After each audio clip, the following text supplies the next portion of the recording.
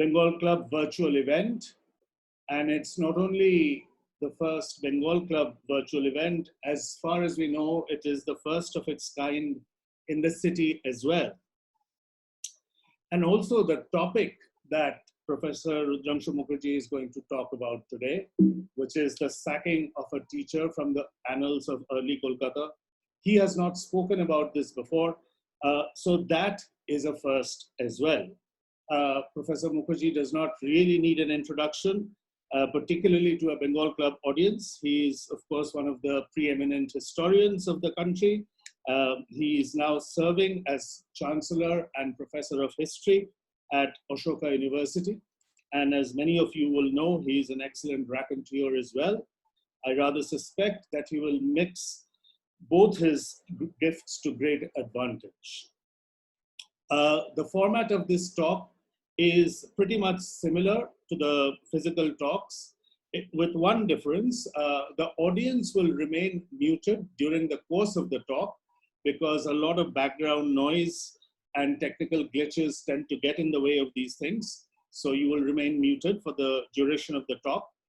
At the end of the talk, during the Q&A session, I will invite you to write your questions in the chat box that you will find towards the bottom of your screen, but that can wait till the chat session. So over to you, Rudrangshu. Good evening. Coincidentally, it is 25 Boishakh, Rabindranath's birthday. So as a good Bengali, I'll begin with Rabindranath. In his novel Jogajog, which roughly translates into English as affinities or connections, whatever you want to make of it, he writes in the very beginning, I think if memory serves me right, the second sentence goes something like this: Arambhero arambho ache, shonde belar prodip jalar age, shokal bela sholte pakano. Which translated means that before the lighting of the evening lamp, there is the preparation in the morning of the wicks of the lamps. So before I light the lamp of this evening's talk, I would like to prepare the wick a little bit. And that takes me back to 1816 at a meeting that was held in a person's house who was in 1816 not that well known in the city of growing city of Calcutta, but within a few years he would become very, very famous. His name was Ram Mohan Roy. In 1816, he called a meeting in his house of like-minded people, friends. The purpose of that meeting was to discuss the effects of idol worship and how idol worship could gradually be undermined. In that meeting was present a very good friend of Ram Mohan, who actually hadn't been invited to the meeting, but he came nonetheless. He was a Scotsman. His name was David Hare, who had come to Calcutta at the age of 25 in 1800, settled here, set up a free school, which by the way still exists, Hare School, most of you know the name. And he was a watchmaker, but he was very familiar with Indians of Calcutta. He went to their houses and so on and so forth. So that's how he became a friend of Ram Mohan Roy.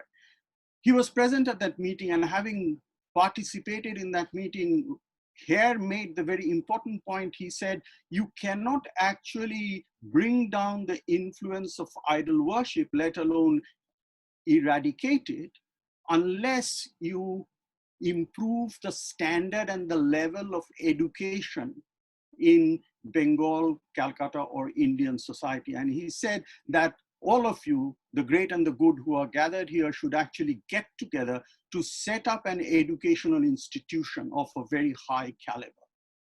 Everybody said that it was a very good idea, but Hare found that nobody actually took this idea forward. So Hare took his idea to the then Chief Justice of the Supreme Court, a man called Edward Hyde East. Hyde East heard her out, and he also thought it was a very good idea, and he did some inquiries of his own to find out if actually the people of Calcutta, the notables of the city of Calcutta, were at all interested in this project, whether they would put money into this project, would send their sons to this educational institution. And his due diligence produced a very positive response, and he called 2 meetings. He called one meeting, and that was followed by another meeting. This, now we are at May 1816, where he discussed with a number of very important people in Calcutta, which included some very, very familiar names. Radhakanta Dev, the scion of the Dev, Shobhabaja Dev family, Ram Kamal Sen, who was known as Dewan Ram Kamal Sen, whose grandson is even more famous, Keshav Sen, Roshomoy Dutt of the Rambagan Dutt family, from which family came R.C. Dutt, Toru Dutt, the poet, R.C. Dutt, the famous bureaucrat and historian, and so on. People like that were all present. And there, in the second meeting, it was decided that and indeed an educational institution would be set up with the cooperation of the government of the day and these very worthies of the city of Calcutta. The governor would be its patron, and the money would actually be provided by the government, would facilitate the process, but the money would be put out by the rich, the wealthy of Calcutta. And there would be a governing body to this college, which would have 8 Europeans and 12 Indians. A corpus was built up, money was promised, and then people gave money. The total corpus, it might sound surprising today, that was collected with this effort was rupees 1,13,000. And the 2 most notable, highest benefactors were the Raja Badwan, Tej Chand Bahadur, and Gopi Mohan Dev. There were others who contributed as well. So this is how the educational institution known as Hindu College started in 20th January 1817. It first started in 3, one after the other, 3 residential houses of some wealthy people in North Calcutta and Chitpur. And then in 1825, it moved to College Street, to a land that had been actually given by David Hare. It was David Hare's land, to the north of College Square, where today Sanskrit College stands. So Hindu College and Sanskrit College for a pretty long time shared the premises. Where Presidency College, the later incarnation of Hindu College stands, was a later development. The time we are talking about, Hindu College was actually where today's Sanskrit College stands. Now, the other point to note here is in the rules and regulations on what the college was about that was laid out, the first set of rules and regulations that were set out, and it is said that Hare had a hand in drafting this, it was put down that the college was meant to be for the education of the sons of respectable Hindus. And this college would impart tuition, education, in the English and Indian languages and literature and the sciences of the West and of Asia. So both in terms of funding and both in terms of its aims and purposes and for its clientele, the kinds of students, it was a college by the Hindus for the Hindus. Hence its name, Hindu College, was entirely justified. In fact, the name of the college suggested who had set it up and for what purpose it had been set up. Now, this college did not, in its initial periods, have a very smooth run. By 1825, the treasurer of the college, Joseph Barreto, the firm of Joseph Barreto, went bankrupt, and it failed and it went bankrupt, and the college was in dire financial straits. It had only rupees 65,000 left out of that corpus. So it went through another round of fundraising, and that's how it managed to keep afloat. The date is rather important because in the protagonist of our story enters the history of Hindu College in 1826, when he was only 17 years old, a little older than most of his students. His name was Henry Louis Vivian Desrosiers. He was just 17 years old. He joined as the fourth teacher at a salary of rupees 150 per month.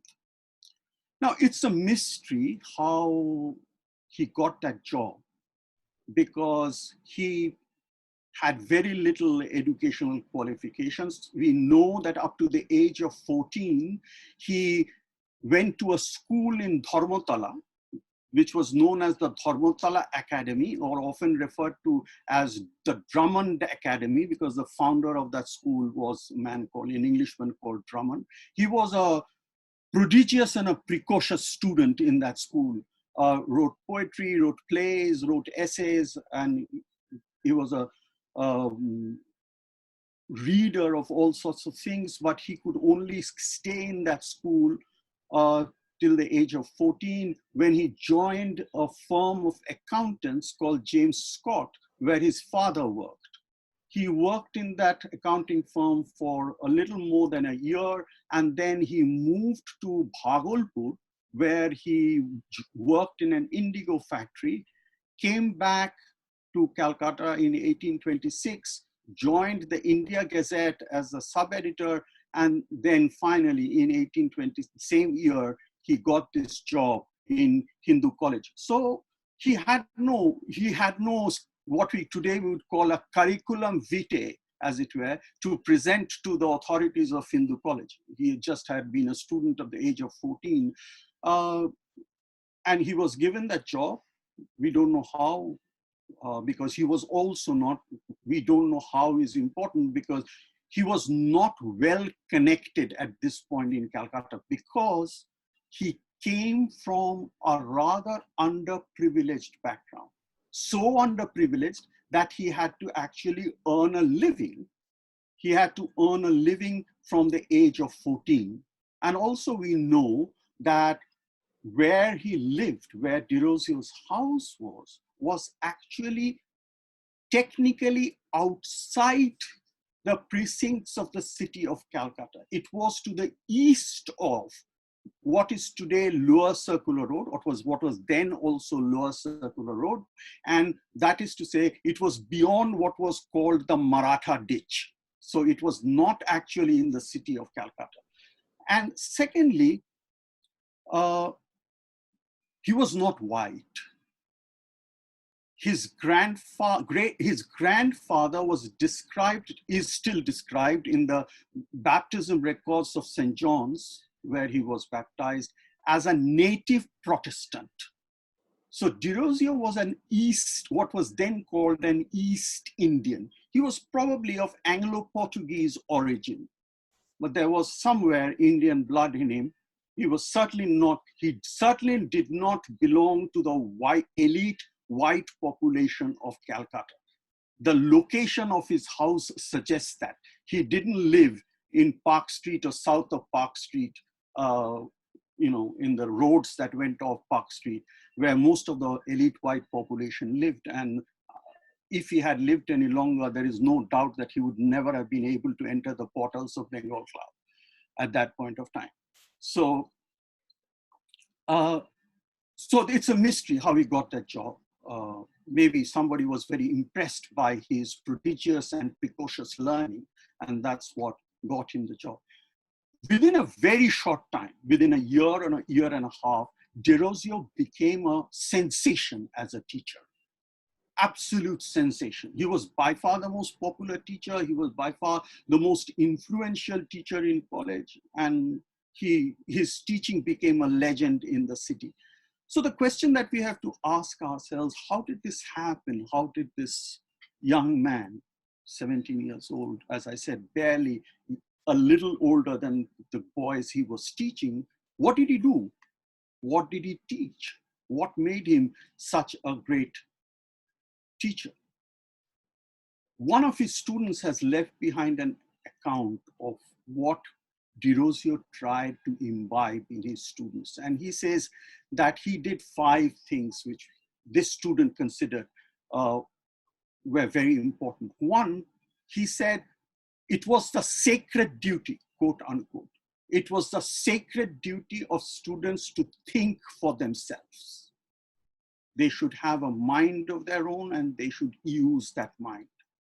Second, Derozio emphasized the free exchange of ideas, and he said that students should also be free to express themselves, whatever they were thinking about, whether without any kind of restrictions. Third, he said that students should read outside the set curriculum. And Derozio often used to read aloud to the students from books that were not part of the syllabus, prescribed syllabus. Fourth, he said, students should stand up for truth and virtue. And fifth, he encouraged students to come and meet him outside the classroom and even outside the college. No doubt, these interactions were possible because they were roughly, the students and the teacher were roughly of the same age group. So this is what he tried to do. And I should add that having had the good fortune to be taught by some of the most outstanding teachers in Presidency College, in the other institutions that I've had the good fortune to study, Derozio was doing nothing more than what every good teacher tries to do with his or her students. He was trying to open up the minds of students. There's a great anecdote that a sixth form master of Eton, when he first met the sixth form, he used to say, all right, guys, all right, chaps, what do you want me to do? Do you want me to cram you for a first, or do you want me to open up the mind?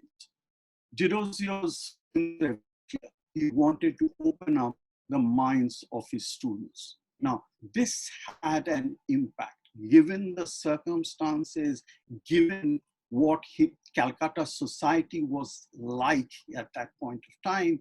It had an immediate impact on the students. So we now need to turn from Derozio to who were these students? These students were sons of very wealthy people of Calcutta, upper caste and wealthy, all from established Hindu families. In their families or in their homes, they were enveloped by tradition, ritual, deference, and orthodoxies of various kinds. Orthodoxies that were often dictated by very ignorant Brahmin pandits. Students of this kind felt the impact of this precocious teacher that they encountered in Hindu college. And they began to look around themselves and question the world in which they lived. And some of them came up with remarkable answers, sometimes outrageous actions. One such very funny incident was one of Derozio's favorite pupils, Ram Gopal Ghosh, who was later to become famous as the Demosthenes of Calcutta. He was such a good orator. Ram Gopal Ghosh came from a very wealthy family, and there was a family deity, the goddess Kali. And Ram Gopal Ghosh's father noticed day in, day out that when Ram Gopal Ghosh left for Hindu college, he did not pay his usual respects to the family deity. So he called his son and said, I've noticed this, what's going on? You should pay your respect to the goddess Kali when you leave the house. So Ram Gopal Ghosh didn't defy his father. He said, of course I will. And when he passed the family temple, he raised his hat and said, good morning, ma'am. So, but more importantly and more seriously, what the students began to question were orthodoxies, particularly caste restrictions, dietary taboos. They began to eat among themselves, cutting across caste barriers. They began to taste forbidden meat, beef and pork. And some of them even said, why shouldn't we drink alcohol? What is wrong with it? So these kinds of things were happening. And who were the most alarmed? The Orthodox parents. They saw their familiar traditional values of the family were being disrupted by their sons who were going to this college. So they raised an alarm. They raised an alarm, and the first to articulate this alarm to the college authorities was none other than Radhakanta Dev of Shobha Bazar. Radhakanta Dev wrote a letter, July 1830, to H.H. Wilson, who was the chairman of the governing body of Hindu College, to say that he was getting reports from the college that students were becoming highly disorderly. They were carrying out activities that were completely unacceptable in Hindu society. They were inconsistent with the laws and usages of upper caste Hindus. And they were eating the kind of food that only Mohammedans and Christians ate. And he went a step further. He said, I've got reports that students of Hindu college are guilty of fornication and sodomy. So, and he said that the offending students should immediately be expelled from the college. And the teachers who were encouraging such activities, such modes of behavior, should also be sacked. He said, unless this is done, we will be forced to withdraw our boys from the college, and we will also tell our relatives to withdraw their boys from the college. So he also reminded Wilson very strongly that he shouldn't forget, as somebody who was administering the college, that the college had been set up by the Hindus for the Hindus. So he wrote a letter 2 days later to Wilson again. He said, I'm delighted to find that you have taken some of the steps that I have told you. You are ensuring that castes do not intermingle and so on and so forth. I want you to carry on this activity and see to it, he said, that students do not share their food and do not share their tiffin rooms. And he said, I have requested our friend and colleague Ram Kamal Sen was also a member of the governing body of Hindu College. He said, I have requested Ram Kamal Sen to go to the college to ensure that these are actually being put in place and no violations of these norms are taking place. He asked Ram Kamal Sen to do this because it was easy for Ram Kamal Sen to do that, because Ram Kamal Sen lived across from Hindu College. I mean, the very big building that stands today opposite Presidency College, where the College Street Coffee House is located, was the house of Ram Kamal Sen. That's where Ram Kamal Sen lived. Sorry about this passing trivia about the history of Calcutta. And that's where Keshav Sen actually grew up. It's in that house that Keshav Sen grew up. So Hindu College was across the street from where Ram Kamal Sen lived. And so Ram Kamal Sen could easily walk across and see what was going on in this college. What is significant here is the name of Dirozio, or for that matter, any teacher, hasn't still been mentioned by either by Radhakanta Dev. It hasn't come up in any kind of correspondence. So Dirozio happily went on teaching. In 1831, things took a more serious turn, probably because parents or fathers began to actually withdraw their students from Hindu college. And Ram Kamal Sen now raised the matter at the governing body formally. And he said that at the root of this evil was this teacher called Dirosio. And unless Dirosio was removed, Hindu college had no future. And that discussion took place, and it was decided that Dirosio would be dismissed. But Hare and Wilson, the two white members of the governing body, said that he should not be removed because he is a very competent teacher and a very good teacher. And another Indian member, Joy Krishna Singh, as they said those days, also said Dirosio is an outstanding teacher. He should not be removed from the college. But when it came to the vote in the governing body, David Hare and H.H. Wilson, by the way, H.H. Wilson would later become the first Bowdoin professor of Sanskrit in the University of Oxford. He was a very eminent linguist. H.H. Wilson and David Hare refused to vote. They abstained because they said this was a matter that affected only the native managers, quote unquote, the native managers of the college. So whatever they decided, that would be fine. And Joy Kishan Singh voted in favor of retaining Dirosio. So it was actually three. If you take the abstentions and Joy Kishan Singh, it was 3 versus 3. So it wasn't even a majority decision, 2 persons abstaining. Dirosio heard that the decision had been taken to dismiss him. So he resigned April 25th, 1831. And he wrote a letter, a separate letter to H.H. Wilson, went with the formal resignation letter, where he said that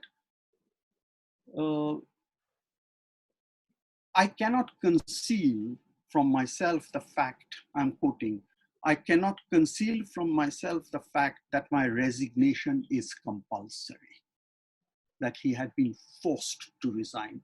Hence my title, Sacking of a Teacher. To say that Dirosio resigned of his own will be a complete travesty of facts. Now, he went on to say, and I'm sorry, I'm going to read this out because I think it's a very, very important statement that Dirosio made post his resignation. He resigned, and then with the resignation letter, he sent this letter. He wrote to Wilson. Firstly, no charge was brought against me.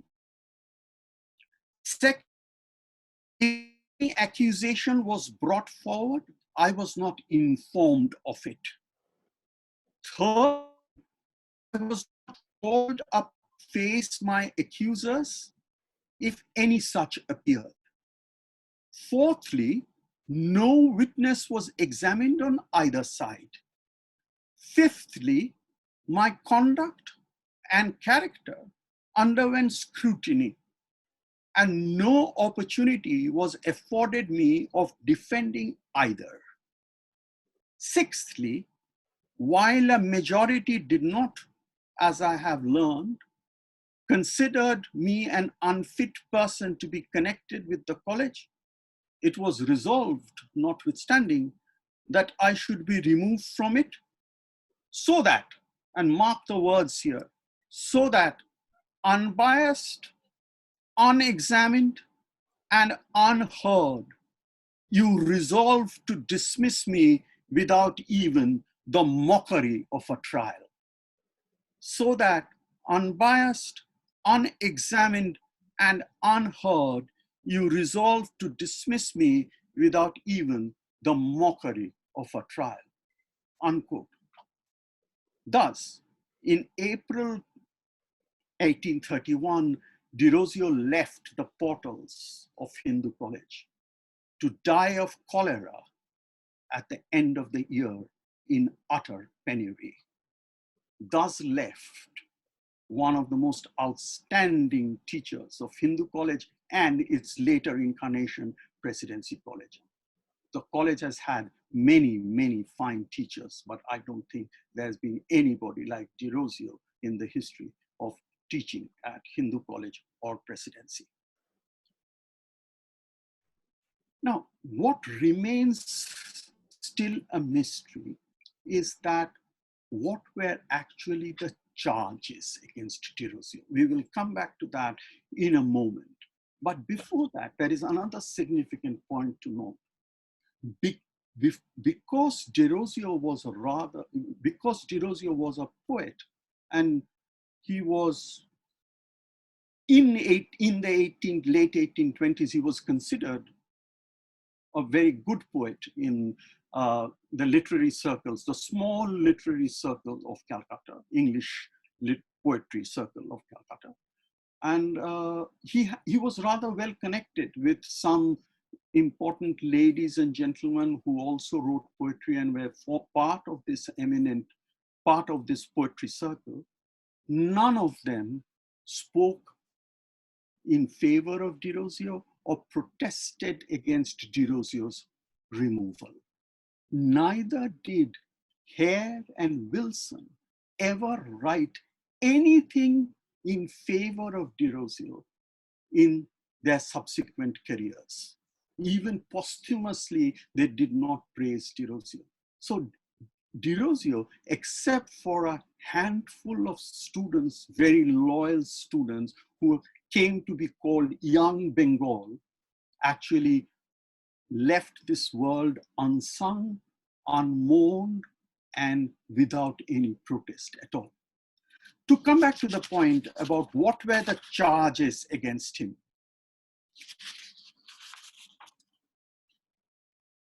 Perhaps Derozio went unsung. This is a point that cannot be completely ignored because of his social position, the fact that he was an East Indian who was not acceptable to the white elite, neither was he accepted, of course, among the Indian Bengali population, most of whom were upper caste Hindus. So he was caught in between.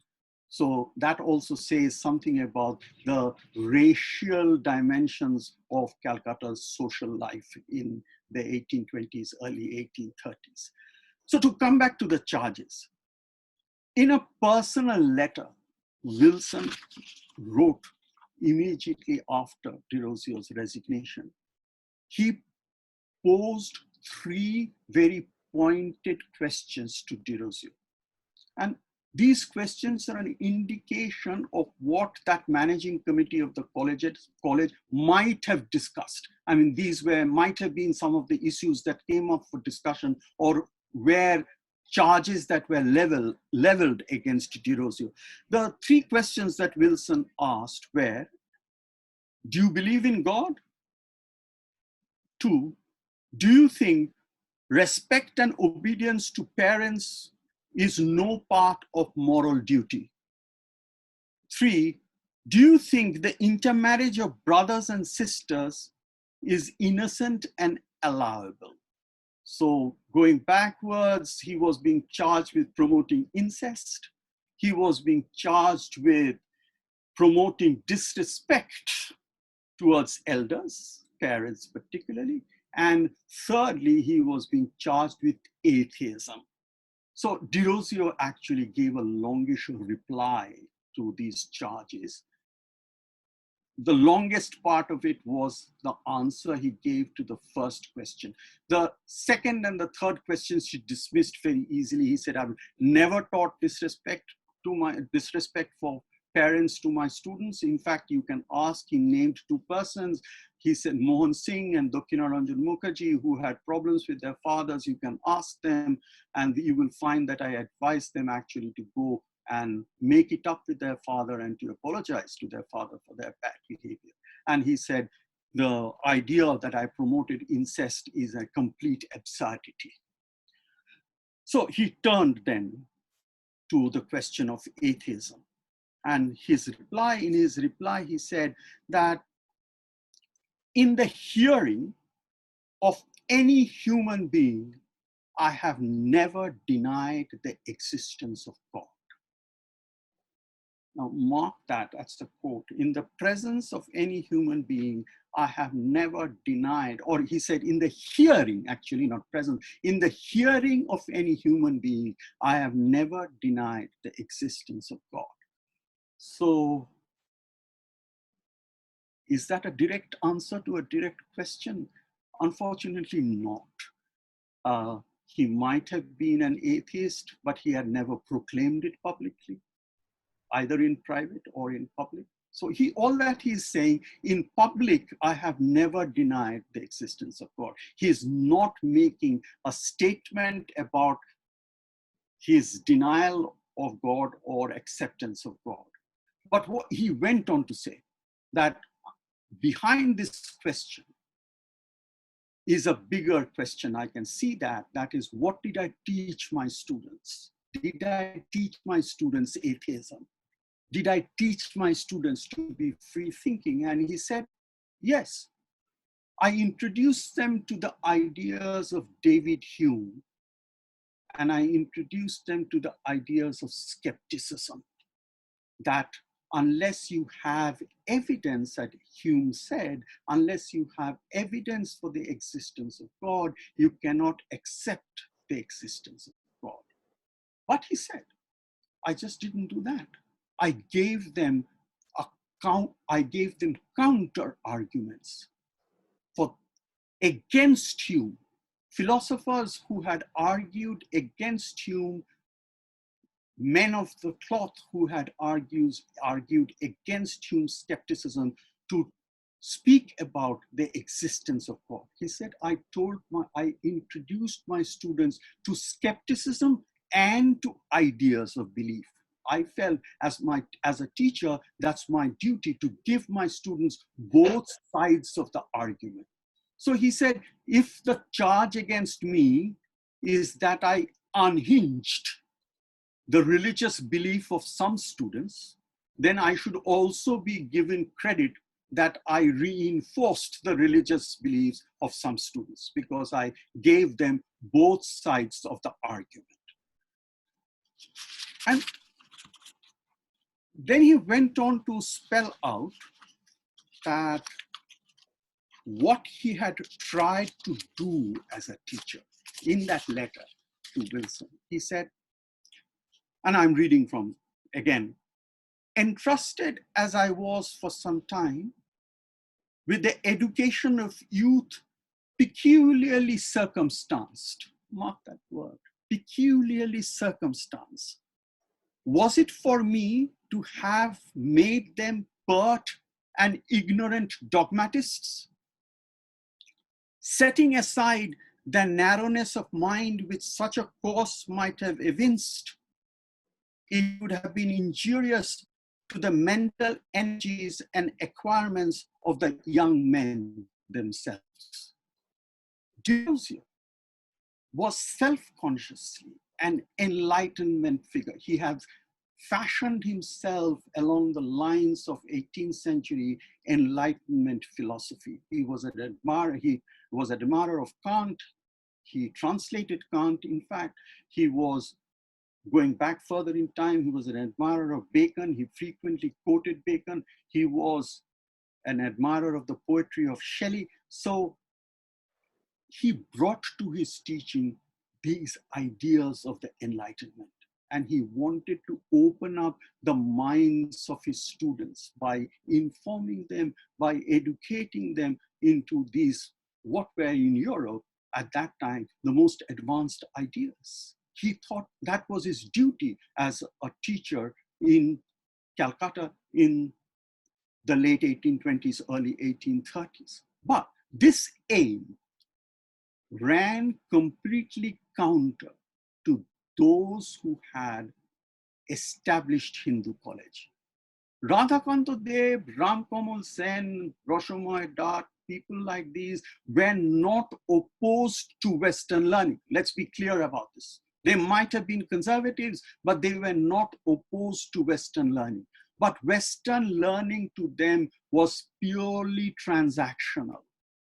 They wanted their sons to be educated in Western learning so that they would get jobs in the lower rungs of the British administration. Learning, Western learning as an avenue for employment. Derosio's attitude to education was exactly the opposite. He wanted to open up the minds of students. He wanted to genuinely educate them. He took that word education from its original Latin root, educare, to go forth, to stand forth. So he wanted to take students forward in their thinking, to make them think for themselves. It was this contradictory pulls, contradictory attitudes towards education that led to his dismissal from, and I insist on the word dismissal, from Hindu College. Now you might very well ask why I have narrated this story to you.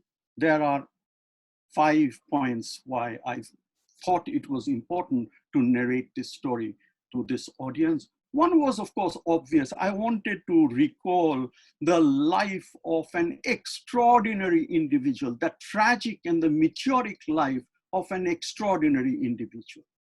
Calcutta has seldom seen an individual like Henry Louis Vivian Derosio. Second, this episode in the very early history of Calcutta gives us an idea about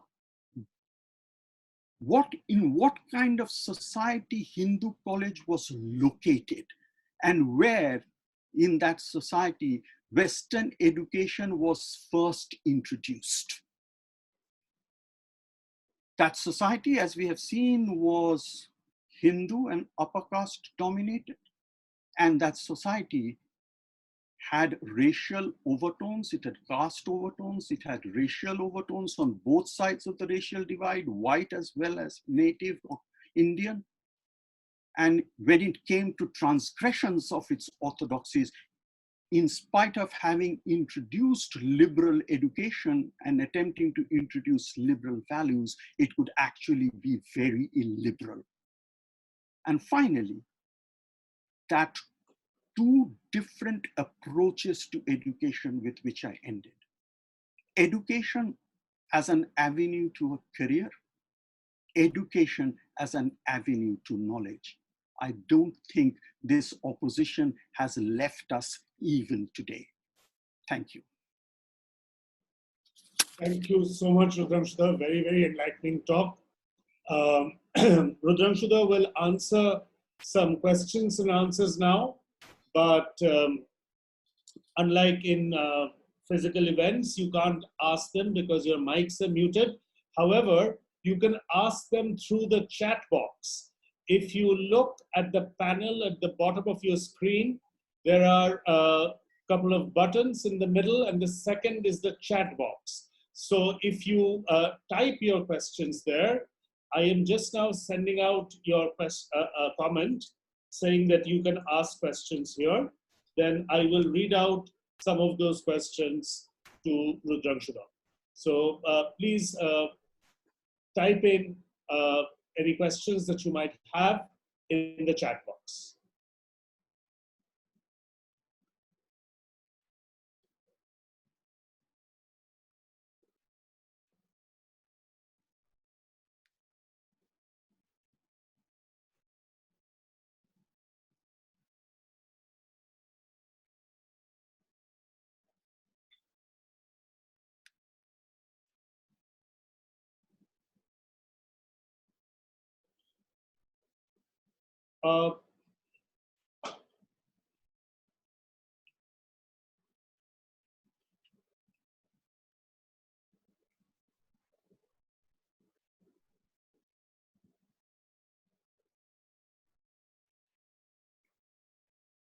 I received, all right, one question from Mr. Kakkar, Mr. Pradeep Kakkar, Rudrangshu. Why didn't Hare and Wilson take a tougher stand?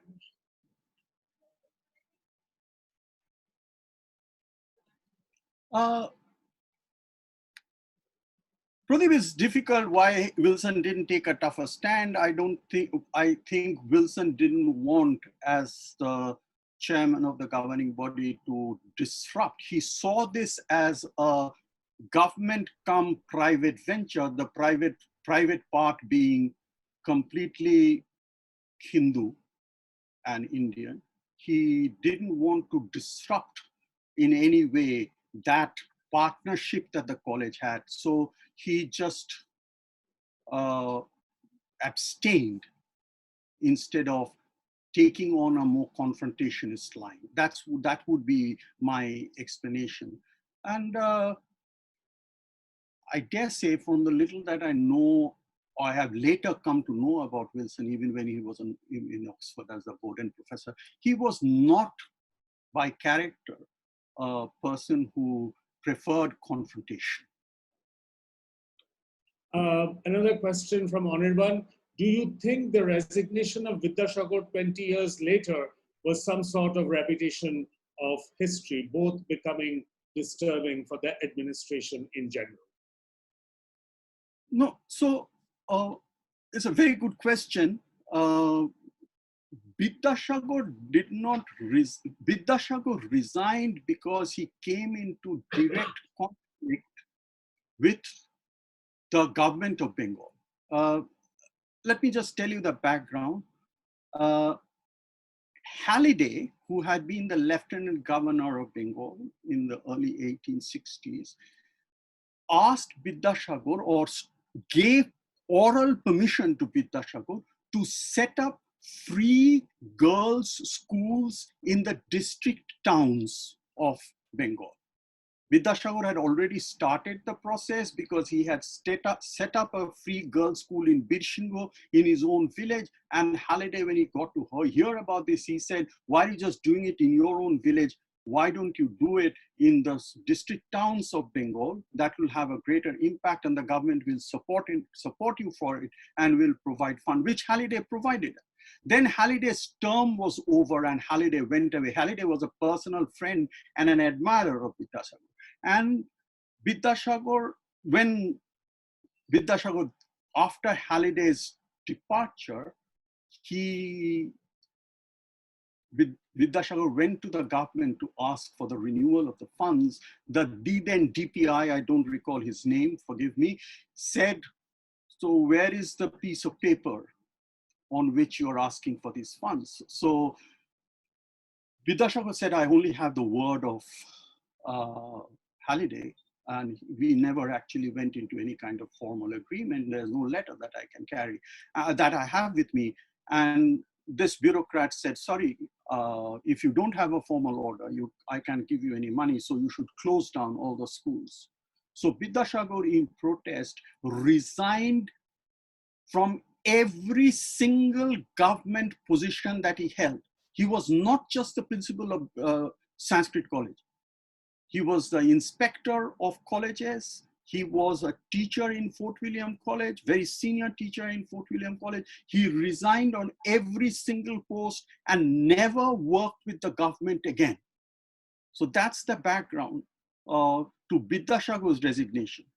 Two very important resignations in the educational sphere in the 19th century, but the situations are a little different.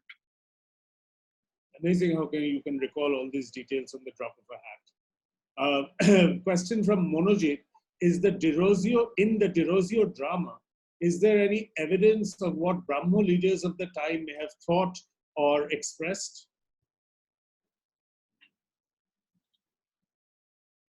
Sorry, I didn't get that. I'll repeat. In the Derozio drama, is there any evidence of what the Brahmo leaders of the time may have thought or expressed? Okay, so the Brahmo Samaj is established in 1828, 2 years after Derozio joins Hindu College. Ramon leaves for England in 1831. Now, whoever was left in the Brahmo Samaj, the most important presence being Dwarakanath Thakur, Rabindranath's grandfather, and a great friend, younger friend of Ram Mohan Roy. We have no evidence that either Dwarakanath Thakur or anybody from the Brahmo Samaj made any kind of protest or any kind of statement regarding what had happened to Dirozio. Okay.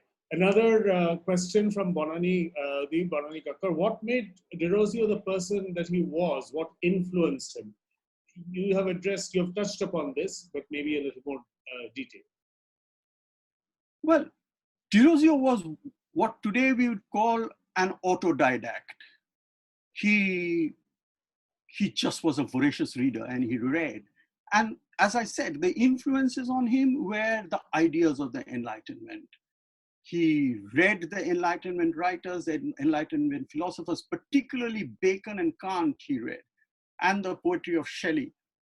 So these were the major, and he was aware of some of the scientists of the 16th and the 17th centuries as well. So that's how he saw himself, as a man who respected questioning, respected an open mind. These were the influences that worked on him as far as we know. He wrote very little, particularly about himself.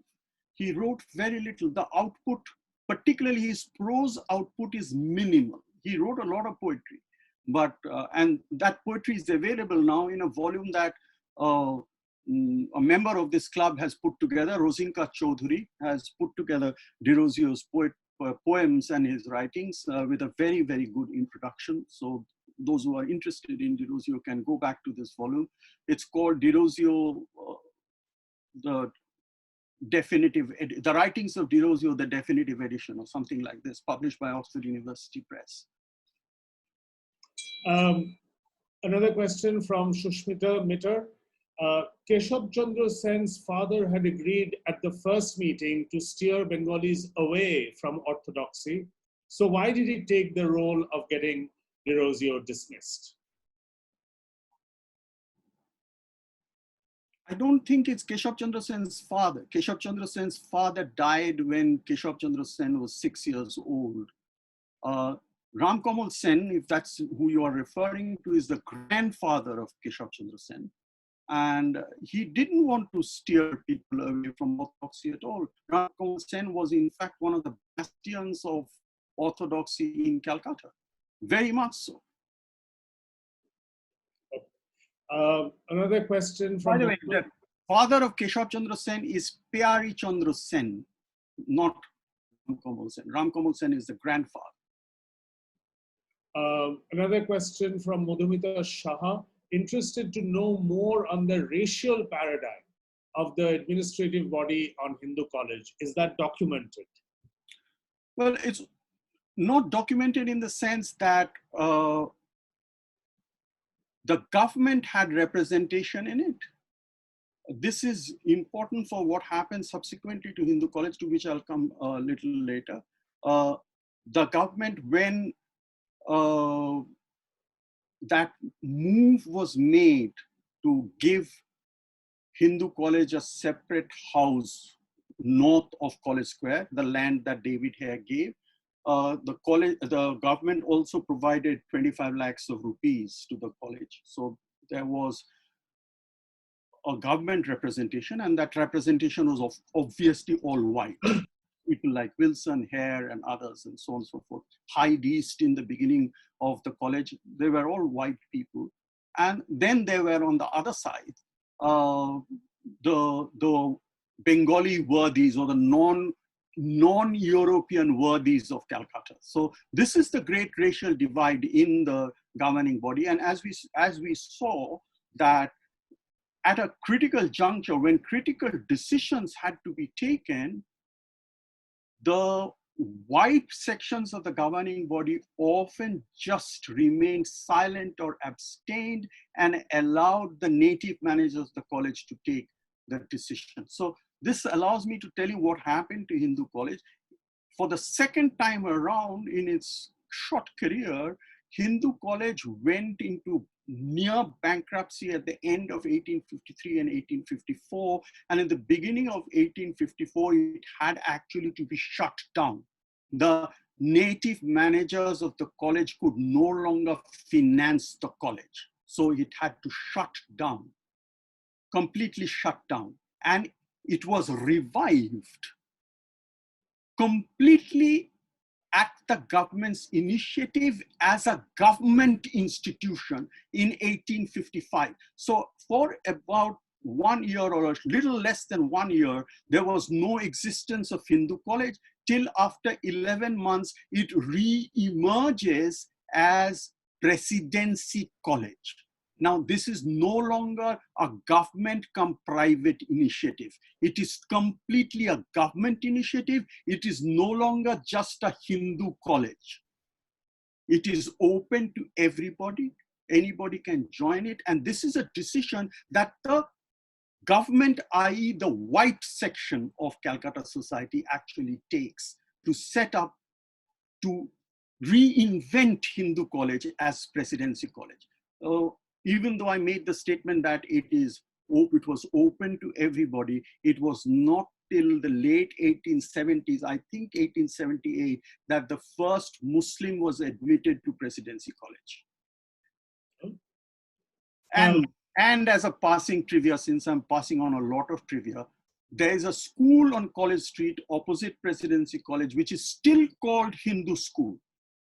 Okay? We tend to forget this. It is still called Hindu School. And the first Muslim student in Hindu School was admitted when I was a student of Presidency College. And that year is 1971. I am combining questions that a lot of members have asked, which are more or less along the same line. How do you see the De Rosio incident in today's India? What is the contemporary resonance is what a lot of members have asked. So I ended with one contemporary resonance, which is very important, I think. What is education about? Is it about getting jobs, building a career, or is it about the pursuit of knowledge? Okay. The most important institution in Bengal of higher education, the University of Calcutta, has as its motto, advancement of learning. Does it advance learning? I leave the question with you, or is it just an assembly line for producing graduates? Okay, that's one. I think the second point is even more important in contemporary India. The ability to think for oneself, the ability to think for yourself, ability to ask questions, the ability to express oneself freely, and to stand up for what one believes in. I think these are things that De Rosio has left behind. And it's not just De Rosio. Many other very eminent people have also emphasized these points. I mean, Vidyasagar, for example, I mean, nothing could cow him down. Nobody could bully Vidyasagar into doing something or believing something that he actually strongly believed in. He believed that Hindu widows should be allowed to remarry, and he did it at considerable risk to himself. I mean, this is not often remembered, that there was a time when after 1855, when the Hindu Widow Remarriage Act was passed, Vidyasagar had to walk the streets of Calcutta with bodyguards on the right and the left of him, because conservatives of Calcutta, men like Radhakanta Deb, who abused Vidyasagar, threatened to have him beaten up and have him killed. But that didn't stop Vidyasagar. I think this is which starts with De Rosio, is one of the starting points in De Rosio. Also with Ram Mohan Roy, who is a senior contemporary, but they worked in Calcutta around the same time. And I didn't have time to say this. When Hyde East and David Hare were having those initial meetings, the worthies of Calcutta who were present at those meetings said, we will be very happy to put up this college that is being discussed. But if Ram Mohan Roy is part of this project, we have nothing to do with this project, because Ram Mohan Roy does not believe in Hindu orthodoxy. He has emerged in Calcutta as the strongest critic of Hindu orthodoxy. And when Hare carried this message to Ram Mohan Roy, Ram Mohan actually said, don't worry, I will not be, since this is the objection, I will not be part of this project, but this project is too important. I will not put my ego before this project. Go ahead with this project. I don't want to be associated with this project if my association stops the project. So he stood apart. He distanced himself from this project. So again, the fact that he knew what he stood for, he wasn't willing to compromise what he stood for. Dirozio did the same, and other people in what we call the Bengal Renaissance. We tend to forget this. Michael Madhusudan Dutt, for example, he was outlawed from his own family because of what he believed. So there were people like that who stood, and I think that's the contemporary resonance. I sometimes feel that we haven't yet caught up with our 19th century past. On that note, the final question from Dipankar Mitra, which is, you sort of already touched on it. He says, it seems that the postulation of David Hare that education will change the attitude towards idol worship doesn't work even now. So you would probably agree. I'd agree with that, but then again, the question is, have we really advanced education in the sense that what true education should be about? That's the question I want to leave you with. Are we really advancing education as Dirozio wanted it, as Bidashagar wanted it? One member has commented lightly, Professor Arun Kumar Dasgupta's comment on the English postgrads. He famously said that one of the purposes was to gain a good match. Sorry? Was to gain a good marital match. I think that's all the questions for tonight. I would now like to invite Professor Choitali Mitra of the Library Committee to deliver the vote of thanks, please.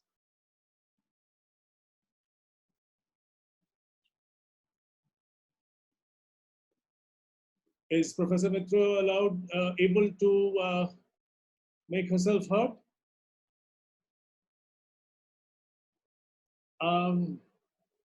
I don't think so. I think she might be having technical issues.